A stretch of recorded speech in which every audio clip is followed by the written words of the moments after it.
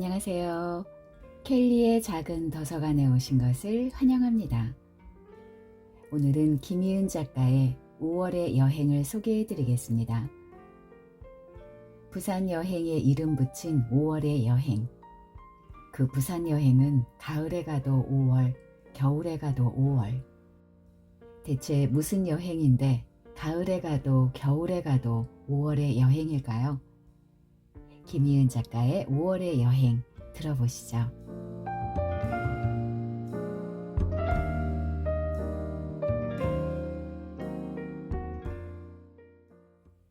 그를 만난 건 순전히 우연이었다. 임지수는 그와의 만남을 두고 운명적이라거나 어떤 필연이라거나 하는 생각은 하지 않았다. 알고 지내던 사진작가가 좋은 차가 있으니 한번 놀러오라고 했던 걸 미뤄왔다. 갤러리 큐레이터인 임지수에게 사진작가가 슬쩍슬쩍 전시 얘기를 꺼내왔기 때문에 부담스러운 측면도 없지 않아서였다. 내년까지는 전시 일정이 꽉 잡혀있기 때문이기도 했지만 사진작가의 최근 작품들이 사회 고발 메시지가 지나치게 강하다는 점 때문에 비껴가고 싶었다. 하지만 안 가기도 못한 것이 당장 갤러리에 전시하지 않아도 사진작가의 작품성을 무시할 수 없어서였다. 뭐랄까, 보고 있으면 무언가 잃고 사는구나 하는 자각을 하게 된달까. 사진작가의 작품에는 그런 힘이 있었다. 잃어버린 물건이 뭔지는 모르겠는데 지독한 상실감이 들게 만드는. 사진작가에게는 가족여행을 가게 되어 나중에 한번 들르겠다고 말해두었다. 여행은 사실이었다. 오랜만에 새 식구가 부산 여행에 나선 길이었다. 청주 휴게소 부근을 지날 무렵이었다. 고속도로 위에서 예기치 않은 사고가 났다. 갑자기 도로 위로 튀어나온 고라니를 피하려다가 가드레일을 들이받았다. 놀란 고라니는 튀어나왔던 곳으로 도로 들어갔다. 임지수는 심장을 쓸어내렸다. 범퍼가 구겨지고 아래쪽 플라스틱 부분이 떨어졌다. 연초에 가벼운 접촉사고에 이어 두 번째 사고였다. 놀라 떨리는 손으로 찌그러진 차를 운전해 부산에 가고 싶은 마음은 없었다. 결국 부산 여행을 중도에 포기하고 도로 집으로 돌아왔다. 아침 일찍 출발했는데 사고 수습하랴, 보험사와 연락하랴 이래저래 시간이 흘러 집에 오니 어느새 저녁이었다. 사고 때문인지 심란한 기분이 들었다. 집에 있자니 더 기운이 다운되어 밖으로 나올 구실이 필요했다.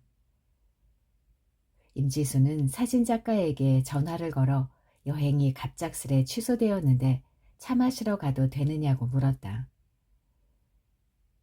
하늘이 노을로 붓디 붉었다. 평소 노을을 보면 복잡하던 마음도 가라앉곤 했는데 그날은 아무 일 없이 평온한 하늘이 보기 싫어 묵묵히 앞만 보았다. 임지수는 사진작가 작업실 근처 제과점에서 마카롱과 쿠키를 조금 샀다. 임지수는 단 걸 싫어하는 편이라 평소 마카롱 같은 건 먹지 않았지만 누군가에게 선물을 해야 할 경우 지나치지 않으면서 세련된 품목이라 생각했다. 사진작가의 작업실에 그가 있었다. 사진작가는 친구라고 그를 소개했다. 셋이서 어떤 이야기를 나눴는지는 잘 기억나지 않는다. 다만 그와 임지수가 그리 멀지 않은 곳에 산다는 점, 최근에 여행을 다녀오지 못했다는 점, 노마 윈스턴이라는 영국의 할머니 재즈 가수를 좋아한다는 점 등 몇 가지 공통점이 있다고 이야기를 주고받은 기억만은 또렷했다. 사진작가가 내놓은 차는 그윽하고 구수했다. 지리산 밑에 제다집에서 9번 덮어 만든 구지뽕 열매차라고 했다. 임지수가 이름이 좀 웃긴다고 했더니 굳이 말하자면 뽕나무다. 굳이 뽕이 되었다고 전해져 내려온다고 사진작가가 말해서 세 사람이 모두 웃었다. 결국 부산은 못 가셨군요. 임지수가 사고 때문에 다시 돌아왔다고 말하자 그가 안타까운 표정으로 물었다. 그는 사진작가 맞은편에 앉아 있었다. 임지수는 사진작가 옆자리에 앉아 있었고, 아닌가? 그가 임지수의 바로 옆자리에 앉아 있었나? 뭐라고 대답했었지? 네 라고 짧고 담백하게?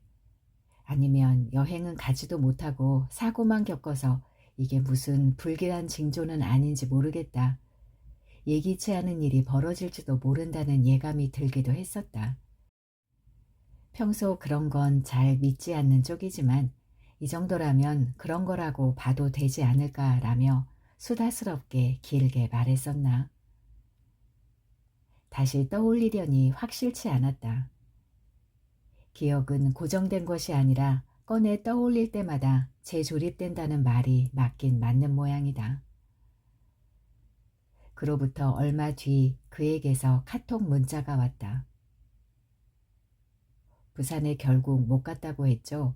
그 여행 나랑 갈래요? 5초, 10초, 혹은 3분? 임지수는 그의 문자를 뚫어져라 보았다. 뭐가 이렇게 훅 들어와? 속갯말을 한다는 게 저도 모르게 큰 소리가 나와버렸다. 뭐? 후? 뭔데? 겨울 시즌 갤러리 일정에 관한 회의 중이었다. 옆자리에 앉은 관장이 미심쩍다는 듯 혹은 알겠다는 듯 빙글거리면서 임지수의 휴대폰을 들여다보려는 걸 본능적으로 가슴팍에 딱 붙여 액정을 감췄다. 그러니까 더 티난다. 그런 건 까놓고 같이 즐겨야지. 새로운 놀잇감이라도 받아든 아이 같은 표정으로 관장이 임지수의 어깨를 툭 쳤다. 관장님 마스카라 번졌어요. 그거나 얼른 닦으세요. 최대한 심드렁한 말투로 농친 임지수는 문득 기침을 해대고는 얼른 화장실로 숨었다. 그리고 스스로에게 물었다. 몰랐던 거 아니잖아. 물론 알았다. 여자는 첫눈에 딱 보고 그 남자와 자게 될지 아닐지 안다지 않은가. 더군다나 임지수는 뛰어난 촉과 직관이 직업적 미덕인 사람이다. 어떻게 모르겠는가. 그 남자와의 사이에 서로 주고받은 눈빛에 서로를 향해 짓던 미소에 찻잔을 집어들다 스쳤던 손가락의 감촉에 아무 느낌이 없었다고 하면 임지수는 거짓말쟁이일 것이다. 그렇다 해도 막상 문자를 받으니 갑자기 뱃속이 이상해졌다. 딱 한 번 봤을 뿐인데 부산이라니, 여행이라니, 뭐랄까 뱃속이 가려운 기분이었다. 그러다 휙 바람이 일었다. 선뜩한 바람이 속에서 불어나와 몸 밖으로 나가지 못하고 쉼없이 몸 안에서 휘돌고 있는 듯. 혹은 백고래를 지지하고 있던 어떤 기둥이 단번에 쑥 빠져버려 척추를 꼿꼿하게 세워보아도 자꾸만 앞으로 고꾸라지는 듯. 배가 아픈 것 같기도 했다. 싸르르 싸르르. 화장실 변기 위에 앉아 있어서 그런가. 이발소에 오래 앉아 있으면 결국 이발을 하게 된다. 새로 전시할 전시회 제목이었다.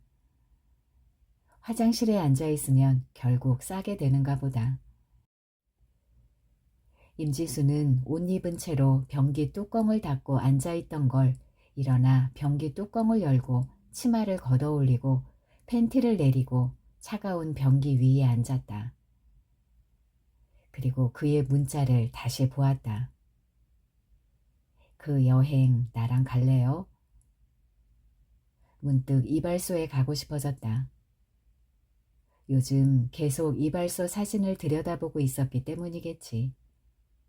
이제 이발소는 먼 곳이니까. 먼 곳, 부산보다 멀까? 이런, 내가 지금 무슨 생각을 하는 거지? 임지수는 머릿속에서 이발소 사인볼이 맹렬하게 돌아가는 기분이었다.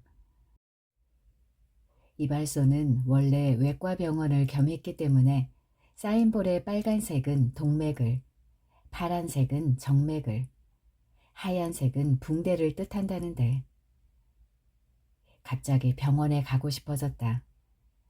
배가 아팠다. 배가 아프다는 이유로 조퇴를 했다.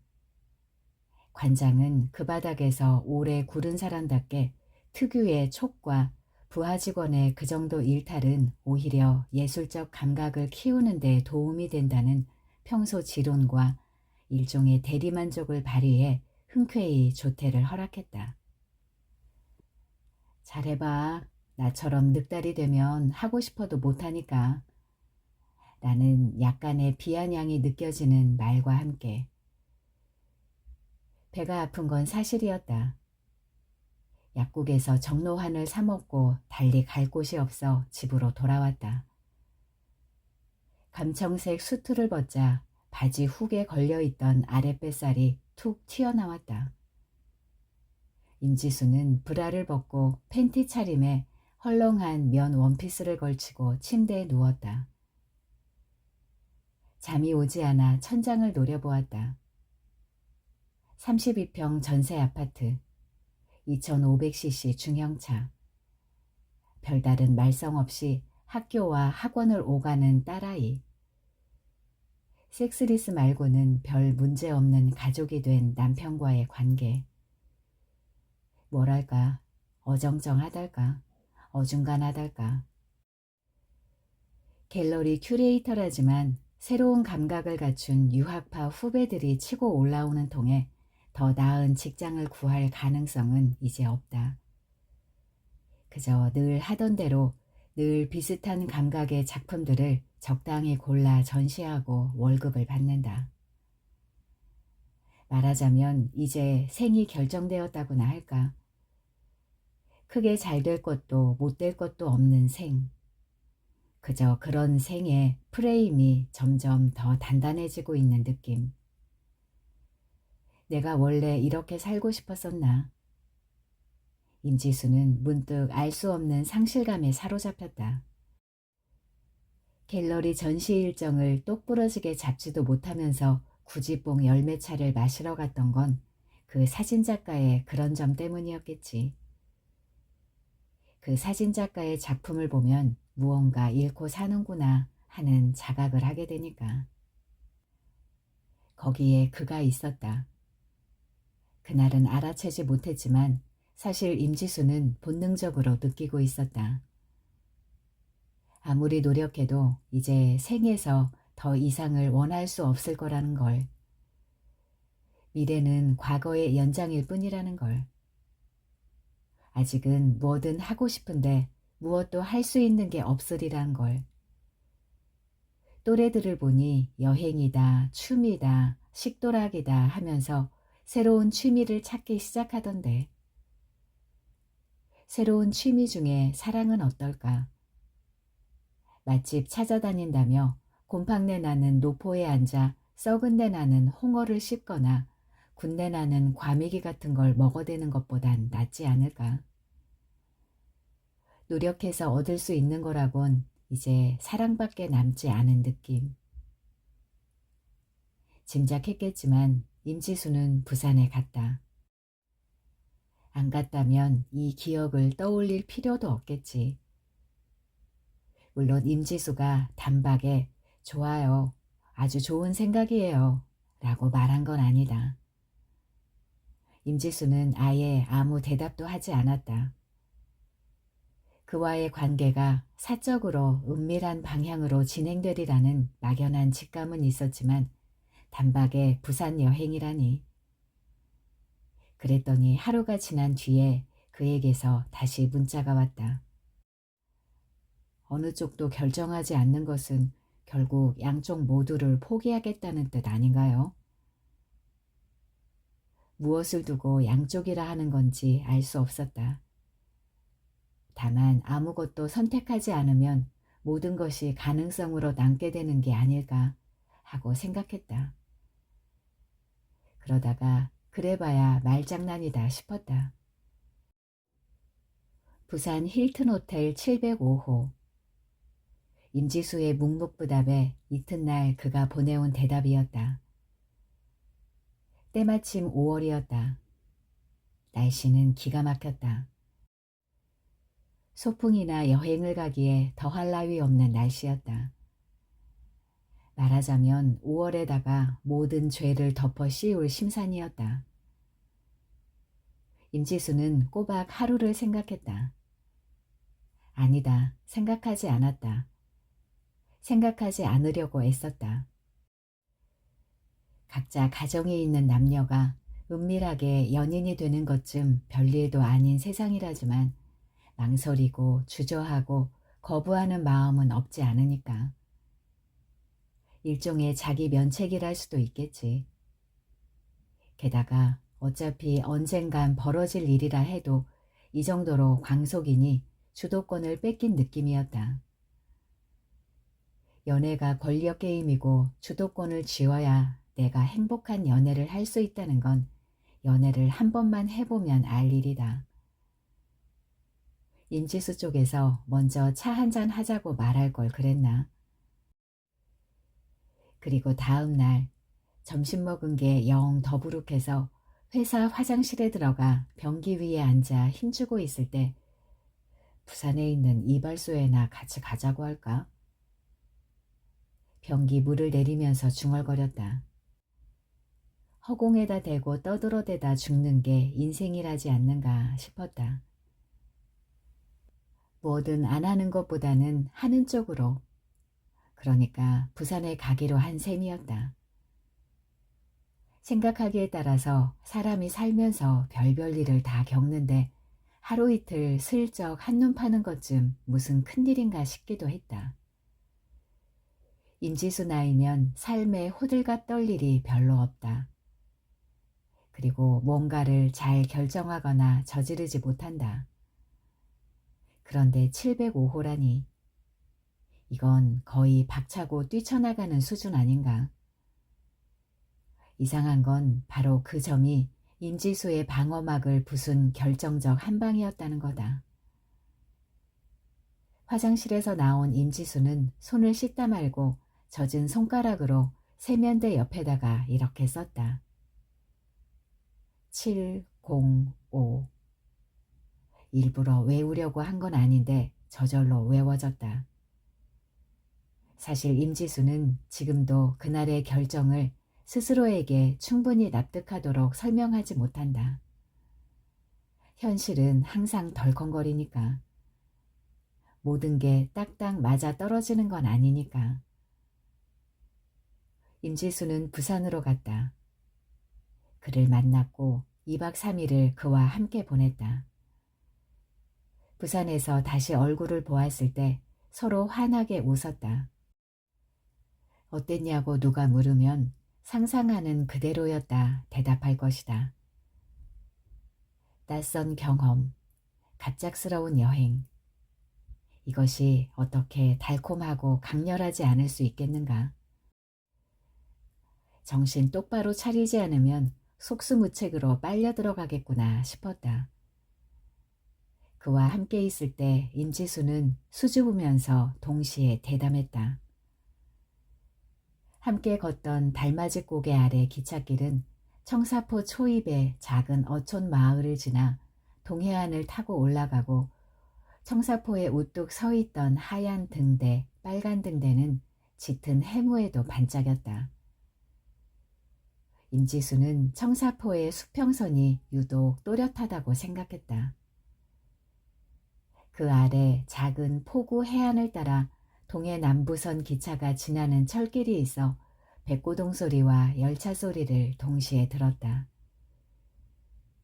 임지수는 그와 함께 조개구이를 먹었다. 잘 익은 조개를 초장에 찍어 먹다 말고 그가 소리내지 않고 입모양만으로 임지수에게 말했다. 사랑해. 임지수는 깜짝 놀라 젓가락으로 조개를 집다 말고 떨어뜨렸다. 거짓말. 어떻게 그럴 수 있겠는가. 물론 705호에서 함께 보낸 지난 밤은 온통 소용돌이 속이었다. 임지수는 머뭇거리지 않고 주저하지 않고 그를 마주보았으며 모든 것을 활짝 열었다. 그렇다 해도 이번이 두 번째 만남이지 않은가. 무언가 생겨난 건 맞지만 그걸 단박에 사랑이라고 할 수 있다니. 이 남자 뭐지? 임지수는 의심의 눈초리로 그를 보았다. 외계 행성에서 온 이방인을 보는 눈이었다. 우린 어른이잖아. 척하면 척. 재고 따지고 그런 건 분화되기 전에 애들이나 하는 거지. 그건 그렇지. 적어도 이건 아니다 싶은 직관만큼은 완전히 확실한 나이지. 그러면 선택지가 확 줄어들고 기대나 설렘도 없어지고. 여행에서 돌아오는 길은 쓸쓸하고 아름다웠다. 하얗고 파란 파도와 높다랗고 다닥다닥한 집들과 굽이지고 얽히고 설킨 골목들이 한데 어우러져 개통 없이 찬란한 부산 풍경이 뒷모습을 감추고 다독여 주었다. 그걸로 되었다. 불쑥 왔던 길을 되돌아가고 싶은 욕망쯤은 현실과 세월과 서울이 많이 아프지 않게 눌러주었다. 길은 길이고 여전히 그곳에 있을 것이므로 사라짐을 불안해하지 않아도 괜찮을 것이다. 그렇게 다독였다. 때때로 그날의 냄새, 그날의 바람, 그날의 감촉, 그날의 감각, 모든 것을 세심하게 복기해 보았다. 그를 향한 표정, 말투, 눈빛의 언어, 그리고 스스로 나는 어떤 사람인가 질문해 보았다. 그리고 결론지었다. 그걸 사랑이라고 말하지 않을 도리가 없었다. 그런 남자는 처음이었다. 어차피 사랑이란 게 전혀 다른 두 종족이 부딪히는 일이라고 누가 그러지 않았는가. 여기까진 그냥 흔하디 흔한 불륜 드라마. 임지수다운 점은 그 후부터였다. 임지수는 간혹 그와의 첫 부산 여행을 떠올렸다. 어떤 때인가 하면 스스로 상처 위에 지어진 꽃밭이라고 느껴질 때, 그러니까 깊이 숨은 상처가 문득 다시 아플 때, 주변 사람들에게 다시 얘기를 꺼내기도 민망할 만큼 오래되거나 희미해졌지만 본인만은 간혹 쓰라릴 때, 혼자 죽도록 고민하지만 딴 사람들은 신경도 안 쓰고 딱히 해결책도 없을 때, 그러니까 무언가 포기해야 마땅할 때. 때가 왔구나. 솔라즈에 가야겠다. 임지수는 부산 여행을 떠올리다 말고 이렇게 중얼거렸다. 솔라즈는 임지수의 단골 구두가게 이름이다. 임지수는 새 구두를 사야겠다고 마음먹었다. 밖으로 나오니 흐리고 바람이 불었다. 예상치 못했던 서늘한 공기. 바람에 나부낄 때마다 서늘함이 꽃잎처럼 떨어졌다. 살갗에 와 닿는 긴 옷소매의 차가움. 비가 떨어졌다. 비 올 때 나는 쇠냄새가 났다. 그걸 두고 누가 서늘하고 몽글한 안개가 피어오른 날 담수에 광물 같은 향기가 난다라고 했는데 누구였는지는 잊었다. 웬걸 막 시작한 비에서는 먼지 냄새가 풀풀 풍겼다. 비가 바닥에 떨어지며 우두둑하고 부서지는 소리가 났다. 임지수는 마치 처음인 양 그 소리가 낯설었다. 비가 허물어지는 소리랄까. 허물어진다는 낱말에 뜨끔했다. 이 세상에 분명히 있지만 임지수에게 있는지 확인할 수 없었던 무언가. 그걸 갖고 싶었다. 무언가 더 있긴 있어야 하지 않을까 하는 느낌에 줄곧 사로잡히지 않았던가. 그러니까 어쩌면 그가 아니어도 상관없었을지 모른다. 그가 아닌 다른 남자였어도 임지수는 사랑에 빠졌을지 모른다는 말. 말하자면 그가 필요했던 게 아니라 사랑이 필요했던 것. 비가 오니까 왠지 모든 걸 스스로에게 유리한 쪽으로 생각하고 싶어졌다. 보잘것없는 감각에 부풀린 감정을 보태 얻는 걸 보니 역시나 비는 센티멘털. 솔라즈, 그 밑에 쓰인 말은 이랬다. 실용성 없고 편하지 않고 활동적이지 않으며 오래 신으면 반드시 발이 아프게 마련이지만 아름다운, 오직 아름다운 구두. 처음에는 영어 단어 솔라와 연관 있다고 여겨 태양처럼 뜨거운 정열 같은 뜻이 있지 않을까 싶었는데 나중에 알고 보니 스페인어로 마음의 위안이라는 뜻이라고 했다. 구두가게 이름이 마음의 위안이라면 선뜻 이해되지 않을 수도 있겠지만 사실 그 말은 누구에게나 언제나 필요한 말이다. 임지수는 익숙하게 문을 열고 들어갔다. 5월인가? 임지수를 맞은 솔라즈 주인 윤찬경이 농담으로 말했다. 임지수와 나이가 비슷한 걸 알게 된 후 윤찬경과는 친구 비슷한 관계가 되어 지냈다. 5월이야. 임지수가 수줍은 듯 답했다. 5월이구나. 윤창경이 크 하는 짧은 웃음과 함께 말했다. 아니다. 실은 5월이 아니다. 10월이다.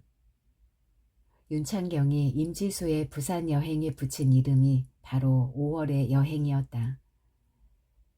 그렇게 명명한 뒤로 임지수의 부산 여행은 가을에 가도 5월, 겨울에 가도 5월이 되었다. 말하자면 윤창경과의 암호 같은 거랄까. 부산 여행에 관해서라면 세상 천지에 아는 사람이 임지수와 그 두 사람을 제외하곤 윤창경이 유일했다. 처음부터 윤창경에게 다 털어놓은 것은 아니었다. 부산에 가기로 마음먹고 임지수가 가장 먼저 한 여행 준비는 바로 새 신발을 사는 거였다. 딱 꼬집어 까닭을 말하기는 어렵지만 왠지 삶의 흔적과 먼지가 잔뜩 묻은 낡은 신발을 신고 가기가 싫었다. 다 놔두고라도 좋은 신발이 좋은 곳으로 데려간다는 속담도 있지 않은가. 어떤 신발을 살까? 새 신발을 장만한다면 구두가 좋겠다고 생각했다. 그런 건 가족여행이나 친구들과의 여행에서나 어울리지.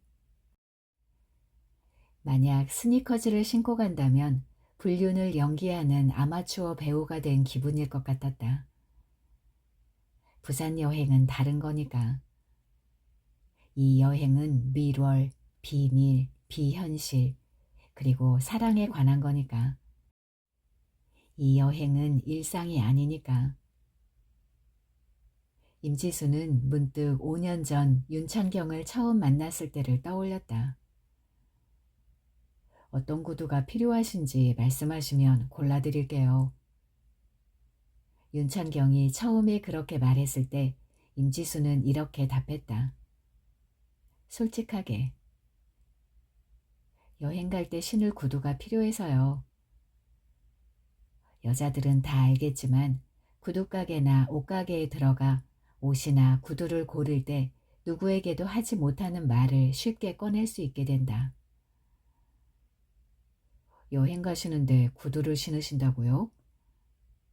네, 예뻐 보이고 싶으니까요. 무엇을 짐작했는지 윤창경은 더 묻지 않고 구두를 골라왔다. 8cm 정도의 굽에 뒤는 트여 있고 앞코엔 하늘거리는 털 장식이 붙어 있어 묘하게 은밀한 느낌이 드는 뮬이었다. 블루 계열 색깔의 스웨이드 재질이었다. 파란색인데 평범한 파란색은 아니었다. 청록색, 에메랄드 블루, 무엇과도 비슷하지 않았다. 생생하고 적당히 윤기가 도는 확실히 대담한 색깔이었다. 하늘과 바다 사이 어딘가, 한마디로 은근히 튀었다. 임지수는 매혹되었다. 특히 앞코에 둥근 모양의 털 장식이 세팅되어 있는 디자인에 저도 모르게 남자 앞에서 그 구두를 신는 장면을 상상했다. 맨발을 드러내 바닥을 딛고 서너 걸음 걷다가 구두의 터진 부분에 발을 쑥 밀어넣는 상상. 또각거리며 걸을 때마다 구두의 털 장식이 하르르 떨리겠지. 이 구두를 신으면 어떻게 해야 스스로 가장 돋보이는지 저절로 알게 될 것 같았다. 임지수는 천천히 구두를 보았다. 신어보지 않고 구두를 감상하는 임지수에게 윤찬경이 말했다. 완벽한 사랑을 꿈꾸게 되죠. 이런 힐을 신게 되면요. 저도 모르게 임지수의 얼굴이 붉어졌다. 힐은 많은 경우 경계를 만들지만 때론 동시에 경계를 무너뜨리는 도구가 되기도 해요. 여자들은 잘 알겠지만 희한하게 구두가게나 옷가게 주인들은 말하지 않은 비밀까지 미리 눈치채는 신비한 능력을 갖고 있지 않은가. 꽃에도 각각 꽃말이 있잖아요. 구두도 그렇답니다. 뮬에는 어떤 구두말이 있는지 아세요? 구두말이요? 임지수가 살짝 상기된 표정으로 물었다. 꽃은 꽃말, 구두는 구두말. 아, 이 뮬의 구두말은 뭔데요? 임지수가 살짝 웃으며 말했다. 등 위에 관심, 나를 따라오세요. 뒤가 열려 있어서요? 임지수가 말하면서 큰 소리로 웃었다. 윤창경도 함께 따라 웃었다. 나중에 윤창경과 친해진 뒤 물어보았다. 물론 구두에 구둔말 같은 건 없어. 그런 게 있을 리 없잖아. 그 말에 임지수는 유쾌하게 깔깔거리며 웃었다. 이 세상에 밀월 여행에 대해 찾아가 상의할 수 있는 사람은 거의 없으니까. 임지수는 윤창경이 처음 자신에게 권했던 뮤를 떠올렸다. 그 뮤는 지금 임지수의 신발장에 어둡게 잠들어 있다. 묘하게 매혹적인 에메랄드 블루 구두. 하늘과 바다 사이 어딘가. 임지수는 그 뮤를 신고 부산의 하늘과 부산의 바다 사이에서 낯선 사람이 되었었다. 그리고 그 이후 임지수는 두 번 다시 그 뮤를 신지 않았다. 그렇게 1년에 딱 한 번 신고 임지수의 삶에서 물러나 신발장에 잠든 구두가 벌써 5켤레. 10월이지만 5월의 여행에 신을 구두를 사러 왔겠지. 윤창경이 쇼룸을 둘러보며 등 뒤로 크게 말했다. 5월의 여행. 임지수는 입속으로 작게 발음해 보았다. 그러자 5월에 해운대 바닷가에 서 있던 기억이 떠올랐다. 여행을 떠났을 때 신기한 점이라면 갇혀있던 것도 아닌데 풀려난 기분이 된다는 것이 아닐까. 해운대를 앞에 두고 임지수는 그런 생각을 했다. 물가를 따라 걷는다는 건 언제나 특별한 일이 된다는 구절을 어디서 봤더라. 그 문장이 생각났기 때문인지 몰라도 물가를 따라 걸으니 과연 특별한 기분이 되었다. 좀 더 말랑해지고 흐물거린달까. 쉼없이 모래톱을 쌓았다 허물어뜨리면서 왔다가 멀어지는 파도를 보니까 자꾸만 계속 보고 있게 되었다. 왜 부산으로 여행 오려고 했어요? 그가 임지수에게 그렇게 물었었지. 해운대 앞바다에서. 임지수는 잠깐 고민했다. 까닭 모르게 좀 근사한 대답을 하고 싶어져서였다. 예전에 알던 사람이 있어요. 그는 말도 없이 갑자기 떠나곤 했어요. 그리고 매번 그가 향한 곳은 해운대였죠. 습관처럼. 왜 하필 부산이냐고 물었더니 그는 해운대 바다를 앞에 두고 떠남을 꿈꾼다 했어요. 어쩐지 부산은, 해운대 바다는 거기 서 있어도 어디론가 떠나는 심정이 되곤 한다고. 떠나기, 꿈꾸기, 무엇이 작동했을 때 그런 절박한 심정이 되는지 알고 싶었어요. 어쩌면 무엇도 제대로 작동하지 않는다고 느껴졌기 때문인지도 몰랐지만요. 이렇게나 길게 대답했었나? 이토록 센티멘털한 말을 진짜 했을까? 이제와 다시 떠올리니 오글거리는 기분에 손가락이 절로 구부러지는 것 같았다. 부산에 다녀온 뒤 임지수가 전에 없이 센티멘털한 감정에 빠져든 건 사실이었다. 서울에 도착해서 그가 이렇게 물었을 때였던가. 우리 이제 언제 또 만나요? 이상하게 조금 슬펐고 눈물이 났다. 집에 돌아와 침대맡에 기대에 앉아 울었다. 처음엔 조금만 울려고 했는데 한번 울기 시작하니까 울음이 울음을 불러들여 더욱 커졌다. 그렇게 한참을 울다 말고 임지수는 티슈를 뽑아 눈물을 닦고 코를 풀었다. 그리고는 생각난 듯 화장대 앞에 가 앉아 아이크림을 발랐다. 아이크림을 바르다 말고 또 울었다. 눈물 흐른 얼굴을 거울에 비춰보는데 왠지 스스로가 조금 자랑스럽고 뿌듯한 기분이었다. 그리고 눈물로 얼룩져 붉어진 뺨이 예뻐 보였다. 임지수는 눈물 자국을 다 닦지 않고 읽던 책을 마저 펼쳤다. 아침에는 죽음을 생각하는 것이 좋다라는 에세이였다. 책갈피를 열고 읽은 첫 구절이 이랬다. 너무 슬퍼 말아요. 고기를 먹으면 기분이 나아질 거예요. 임지수는 깔깔 웃었다. 그리고 고기를 구워 먹었다. 고기를 씹으니까 과연 복잡했던 마음이 단순해지는 기분이었다. 그에게 대답을 돌려주어야 하지 않겠는가?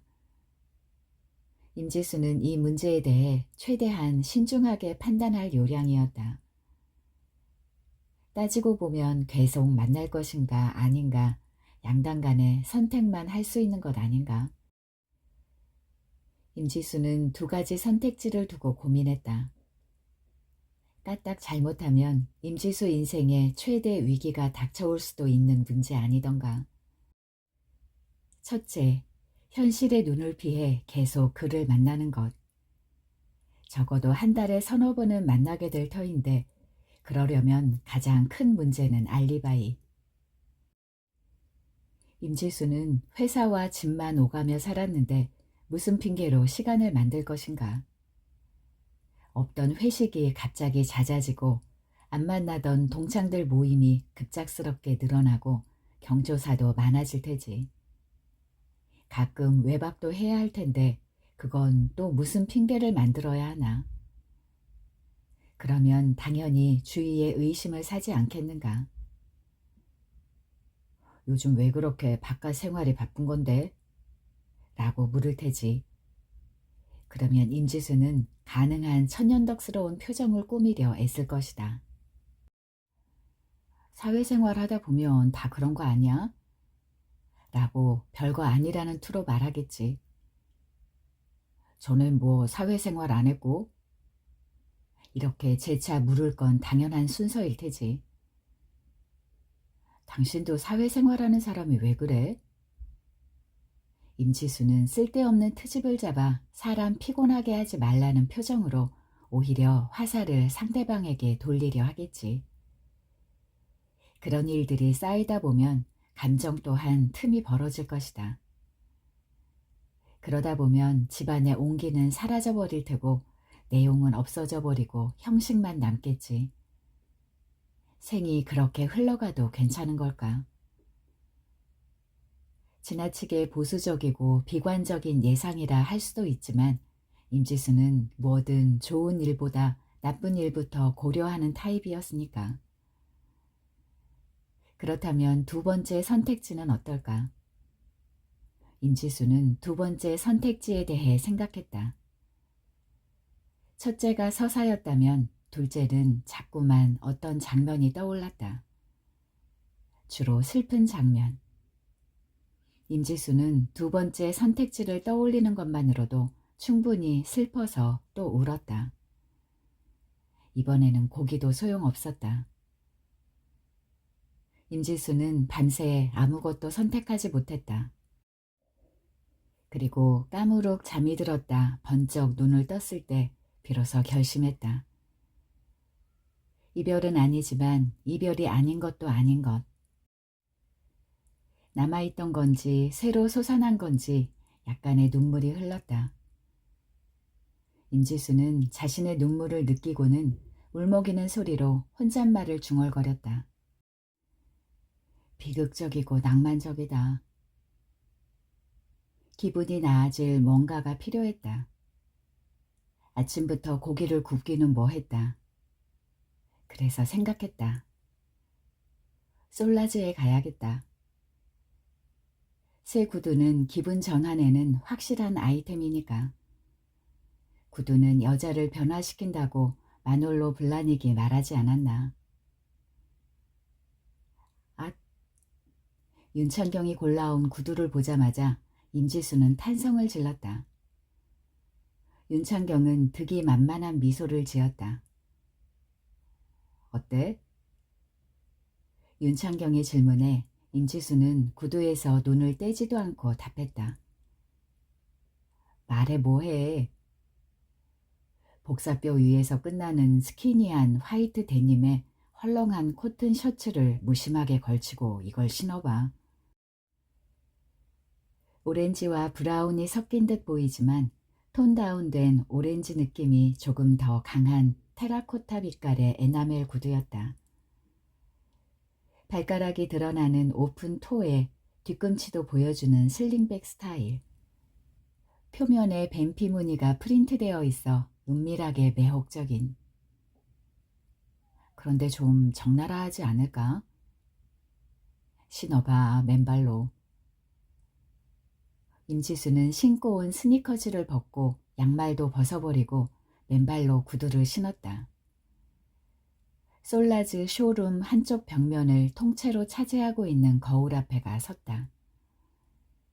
알맞은 각도로 매끄럽게 파동치는 곡선, 우아한 윤곽, 분홍빛 맨살과 톤 다운된 오렌지색의 매혹적인 배열. 구두는 늘 사랑에 관련되어 있지. 아름다움을 아는 사람들만의 신세계. 쓸모없음과 의미부여 사이 어디에 소비의 방점을 두느냐. 즉 보편 가치에 대항해 스스로의 가치를 다시 세우는 일. 임지수는 전에 윤창경이 해주었던 말들을 되새겼다. 그를 만나지 않았더라도 내가 이런 구두를 신으려 했을까? 젊음을 잘 쓰고 있는 거면 좋겠다. 젊음은 낭비해야 돼. 팔팔할 때 주식시장이나 주택담보대출 이자율 같은 얘기를 하면 슬플 거야. 어차피 나이 들면 그것밖에 할 얘기가 없거든. 사랑도 섹스도 많이 해야지. 2020년이야. 올해는. 끔찍하잖아? 끔찍하지 않니? 끔찍한 햇살, 끔찍한 먼지, 끔찍한 세상, 끔찍한 생. 어쩌면 네 나이에 필요한 건 시련일지도 몰라. 얼마 전 읽었던 책의 한 구절이었다. 내용은 잊었는데 어쩐지 그 구절은 잊히지 않았다. 사람은 보고 싶은 것만 보인다더니. 임지수는 느리게 거울 앞에서 걸어보았다. 자신의 모습을 거울에 비춰보자 뭔지 모를 맹렬한 감정이 솟구쳤다. 예뻐지고 싶다. 사고 싶다. 하고 싶다. 가고 싶다. 이기고 싶다. 옳지 않고 싶다. 그리고 실현하고 싶다. 임지수는 세상 혼자 산다는 기분이 되어 또각또각 구두소리를 내면서 걸었다. 힐을 자주 신지 않아서 그런가 발이 좀 아프네. 창경 씨는 괜찮아? 늘 힐을 신고 있잖아. 아니, 힐 오래 신은 사람치고 발 멀쩡한 사람이 어디 있겠어. 새끼 발가락이 안쪽으로 말려서 굳어버렸어. 얼마 전엔 발톱이 빠져버렸고 엄지발가락 안쪽에 혹이 생기는 건막류 증상도 있어. 그런데 힐을 신어? 예쁘잖아. 이렇게 예쁜데 어떻게 안 신어? 윤창경이 자신과 임지수의 발을 차례로 내려다보았다. 어쩌면 하이힐이나 사랑이나 매 한 가지일지도. 아름답지만 아프니까. 임지수는 역시나 사랑은 센티멘털이라고 중얼거리면서 그렇게 생각했다. 이제 여행 준비는 다 된 거야? 윤창경이 싱긋 웃으면서 말했다. 분위기 전환을 목적으로 하는 농담에 가까운 말이었다. 임지수가 거울에 비친 스스로의 모습을 보고 대답했다. 아니, 곧바로 속으로 그렇게 생각했다. 여행 준비는 되지 않았다. 그리고 그것은 앞으로도 내내 되지 않을 것이다. 왜냐면 임지수의 여행은 매번 이별 여행이니까. 그것이 바로 임지수의 두 번째 선택이었다. 1년에 딱 한 번 그와 함께하는 부산 여행. 여행에서 돌아와서는 내내 만나지 않고 각자의 생을 살아가기. 만나면서 사랑하는 건 너무 복잡한 일이니까 안 만나면서 사랑하기. 딱 한 번. 1년에 딱 한 번만 함께 여행 가는 것. 파티처럼. 혹은 사랑에 대한 제의처럼. 비겁한 겁쟁이라도 상관없다. 귀중한 어떤 것을 과감하게 소비할 수 있는 나이는 아니니까. 임지수는 이것도 어디서 본 구절 같다고 생각했다. 물론 여행을 다녀오면 한동안 우울했다. 말하자면 가질 수 없는 대상에 대한 애도랄까. 그런 감정들은 공이 튕겨오르듯 빨리 자란다. 한동안 모든 일들을 그 이별이 빨아들인다. 블랙홀처럼. 이별은 세계를 온통 덮어버려 모든 일들을 이별의 슬픔과 연결짓도록 만든다. 이별 후 정신과 몸은 사랑할 때의 기억을 끌어모은 과거의 시간이 되는 느낌이었다. 하도 우울해서 하루는 씨앗을 사다 심었다. 어둡고 음습한 냄새가 나는 땅속이었다. 그러자 그 씨앗은 곧 사라졌다. 땅속에 있다는 걸 알고 있지만 누가 알겠는가. 임지수는 물을 주었다. 과연 무엇가 나올까 궁금했고 기다려졌다. 무엇도 나오지 않았다. 하루가 가고 또 밤이 가고 다른 낮이 또 흘러갔다. 너무 깊이 심었나? 아니면 너무 얕은가? 아니면 물을 너무 적게 주거나 많이 주었나? 햇빛이 모자랐나? 조급해졌고 역시 나는 뭔가를 키울 수 없는 사람인가 보다 실망했다. 정말 씨앗이 거기에 심겨있기는 한 건지 도로 땅을 파보고 싶었다. 그리고 드디어 싹이 나왔다. 이유는 모르겠지만 딱 1년이 될 무렵이었다. 그러니까 부산 여행을 다녀왔던 그 계절. 임지수는 그때 문득 생각했다. 새 구두를 사야겠다. 그리고 부산에 가야겠다. 씨앗과 부산 사이에 어떤 연관성이 있는지는 몰랐다.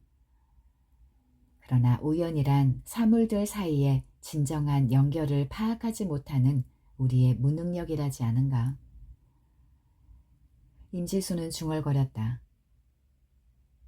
부산 여행은 확실하잖아.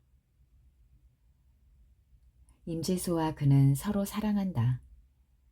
다만 각자의 생 또한 소중하다. 그러니까 사랑 여행, 밀월 여행이면서 동시에 매번 이별 여행인 셈. 이 구두가 나의 이런 사랑을 사면해 줄 거야. 봐, 너무 예쁘잖아. 우리의 사랑은 아마 오래도록 지속될 거야. 사랑의 기쁨 때문이 아니라 비감의 깊이 때문에. 임지수는 입속으로 그렇게 스스로에게 말했다. 내 낡은 삶의 먼지가 잔뜩 묻은 신발이 아니라 반짝거리는 새 구두를 신고 좋은 곳으로 갈 것이다. 꿈처럼 달콤한 여행이 되겠지. 행복하다. 그렇게 생각하는데 저도 모르게 눈물이 찔끔 났다. 새 구두는 마음에 들어? 윤창경이 웃으며 말했다. 예뻐. 이 구두가 제 임무를 다하기를 빌어. 1년에 한 번, 새 구두, 그리고 부산. 임지수에게는 쉽게 털어놓을 수 없는 은밀한 비밀이다. 남들은 모르는 비밀을 간직하고 살아간다는 사실이 자랑스러웠다. 신발장에 10켤레, 20켤레의 구두가 놓이도록 그 감정이 변치 않기를. 그 비밀이 돈이나 지위나 그런 것이 아니라 사랑이어서 임지수는 자신의 삶에 책무를 다하고 있는 듯 싶었다. 사랑이란 게 참. 새 구두가 든 쇼핑백을 들고 솔라지의 문을 여는데 종이 딸랑 울렸다. 10월이다. 하늘이 높다. 임지수는 하늘을 한번 올려다보았다. 마침 새 한 마리가 지나가길래 괜히 한번 말해보았다. 너는 아니? 사랑이 뭔지? 날아가던 그 새는 그저 제 갈 길로 날아갔다.